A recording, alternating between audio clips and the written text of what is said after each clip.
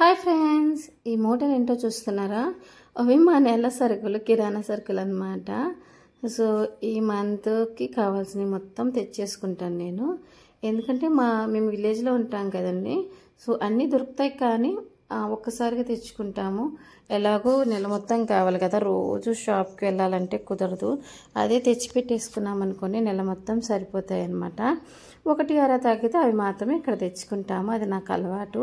నా మ్యారేజ్ అని కాదు, కానీ పెళ్ళి కాక ముందు కూడా మా ఇంట్లో మా అమ్మ వాళ్ళు ఇలాగే తెచ్చుకునేవాళ్ళు. నాకు అదే అలవాటు. ఇలా మొత్తం తెచ్చుకొని వీటికి అవి సపరేట్ చేసి స్టోర్ చేసి పెట్టేసుకుంటూ ఉంటానన్నమాట. అండ్ వెనక చీపురు అవి కూడా ఇప్పుడే తెచ్చాను. ఆనియన్స్ కూడా నేను కిరాణా షాప్తో పాటు అవి కూడా నెల మొత్తం కావాల్సినవి తెచ్చుకోవాలని ట్రై చేస్తాను, కానీ కుదరదు. ఎందుకంటే బాగా బరువు ఉంటాయి కదా.